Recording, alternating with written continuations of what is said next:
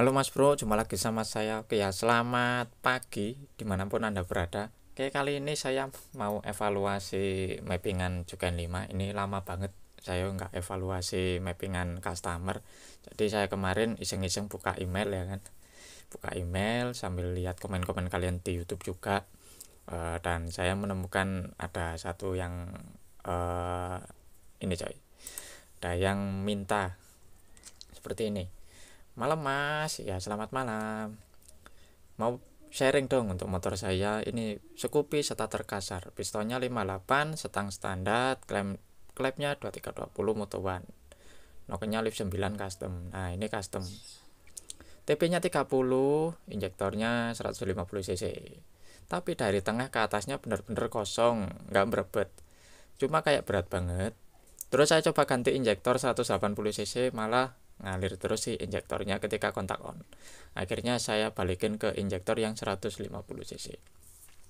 Oke, jadi untuk kendalanya kita akan bahas masalah injektornya dulu ya.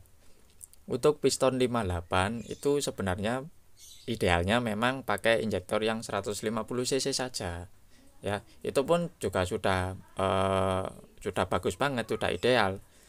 Apalagi dengan lift 9 noken asnya yang sudah di custom dengan seri atasan juga ya kan.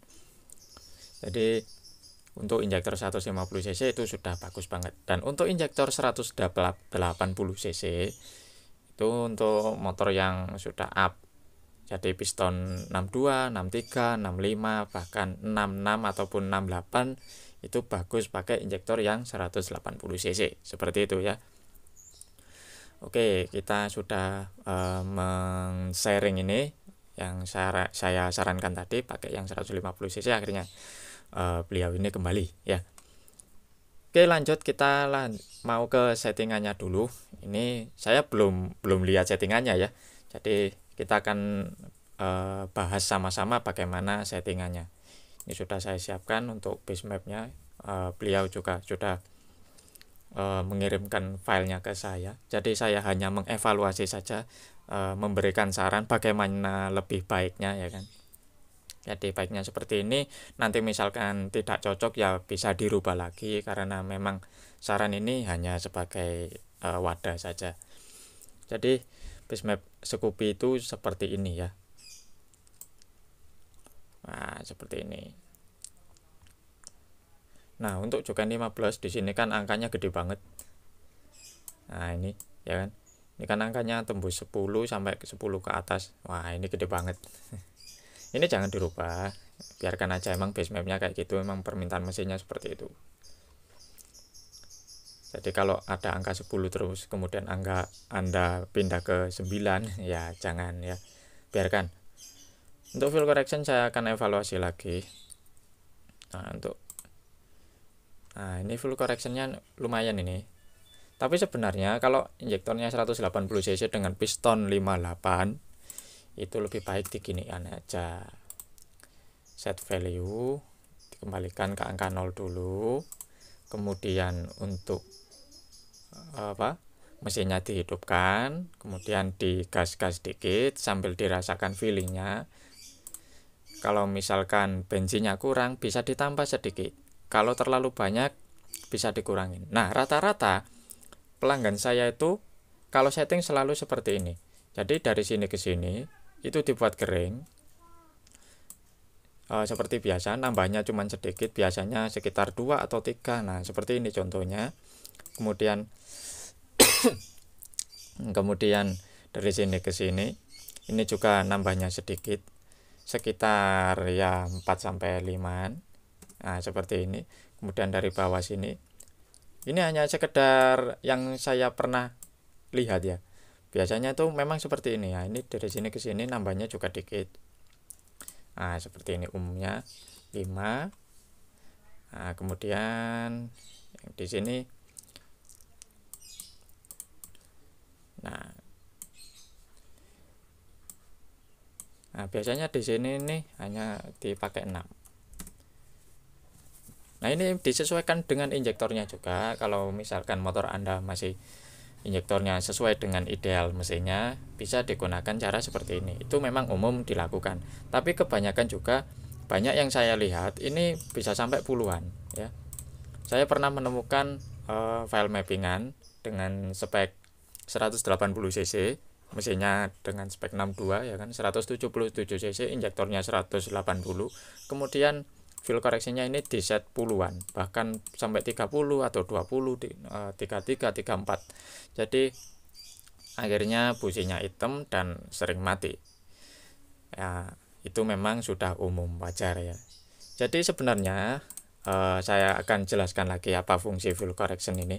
Jadi fuel correction ini adalah untuk menyeimbangkan debit injektor yang masuk ke ruang bakar sesuai dengan debit injektor yang dipakai ya. Misalkan pakai 180 cc ya keluarnya untuk mesin spek 180 cc. Jika fuel correction ini di angka 0, jadi semprotan bahan bakarnya sesuai dengan base map yang dibaca ya kan. Jadi seperti itu. Jadi Anda tidak harus men-setting fuel correction ini lebih besar, tidak ya. Jika injektornya sudah sesuai, ini cukup angkanya 0 saja ya. Jadi untuk mappingan jika Anda setting, jangan langsung berpatokan sama fuel correction yang besar, karena itu dapat mengakibatkan motornya susah lari, kemudian motornya jadi berat, tarikannya tidak bisa responsif, akhirnya businya cepat mati ya. Jadi seperti itu. Jadi untuk Anda semuanya jika ingin setting, jangan langsung masuk ke fuel correction dulu sebelum melakukan pengetesan terhadap motornya. Jadi mesinnya itu di blare-blare dulu, dirasakan. Kalau misalkan kurang ya fuel correctionnya ditambah sesuai dengan permintaan mesinnya, bukan permintaan saya ya. Jadi sesuai dengan permintaan mesinnya, seperti itu. Nah kemudian untuk injektor timing tadi sudah bagus ya, angka-angkanya kecil-kecil ya lumayan. Nah kemudian kita masuk ke injektor timing. Ini sepertinya beliau masih belum men-setting, atau mungkin memang settingannya seperti ini. Jadi ini memang Honda Scoopy. Nah ini udah lumayan.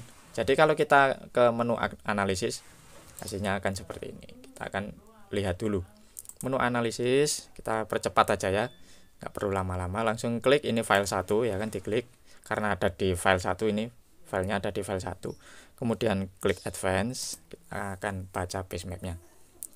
Nah jadi seperti ini, base mapnya ini maju ke intake, jadi melewati intake. Nah seperti ini ya. Nah seperti ini. Ini kenapa kok ada merah-merah? Karena ini belum saya setting ya. Jadi angkanya ini belum saya input. Jadi pasti ada angka merah-merah ini. Karena ini masih 0, 0, 0, semuanya 0. Jadi kalau base map ini melewati batas dan ini ada tanda merahnya, jangan langsung kaget ya. Karena belum diinputkan untuk durasi noken asnya. Ya. Nah, injektor timingnya ini masih bagus ya kan. Masih bagus, semuanya bagus. Untuk juga 15 ini nggak perlu dirubah dulu sementara, nggak apa-apa. Terus kita masuk ke ignition timing. Nah ignition timing Juken 15 ini untuk Scoopy ya Scoopy ya, oh ya Scoopy ya, untuk meyakinkan saja. Nah ini saya belum tahu apakah sudah dirubah atau belum, saya juga tidak mengetahuinya.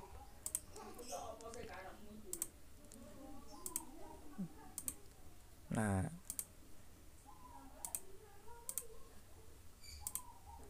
ini grafiknya mirip sekali dengan grafik di Juken 5 Basic, jadi mirip ya.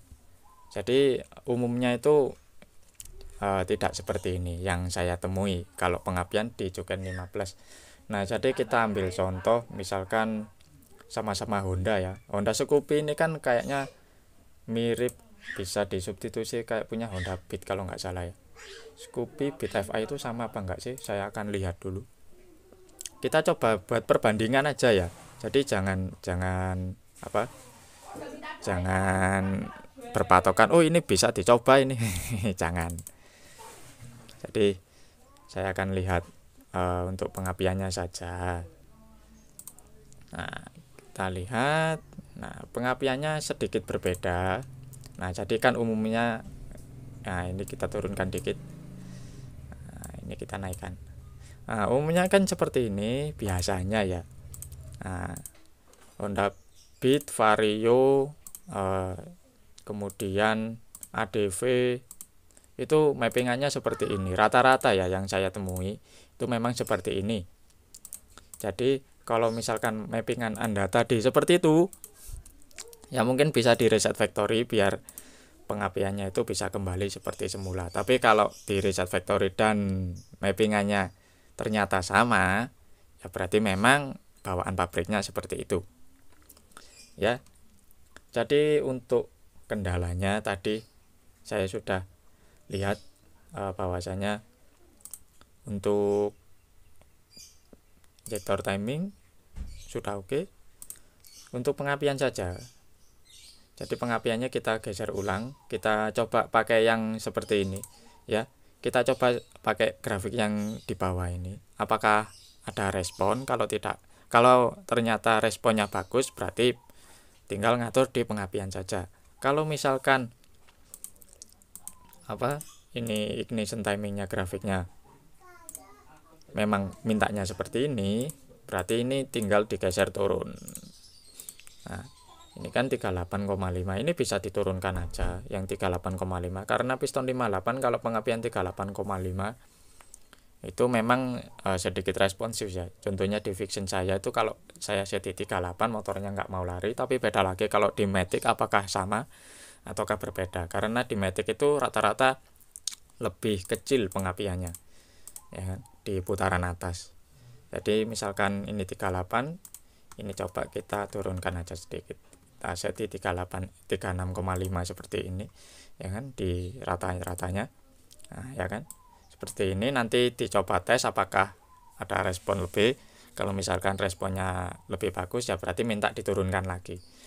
Jadi untuk RPM tinggi ini sepertinya, nah ini kan untuk RPM tinggi ini terlalu tinggi juga, makanya kendalanya tadi tidak ada berbet ya kan. Nah, tapi tengah atasnya bener-bener kosong, enggak berbet, cuman kayak berat banget. Nah kan ini kan bisa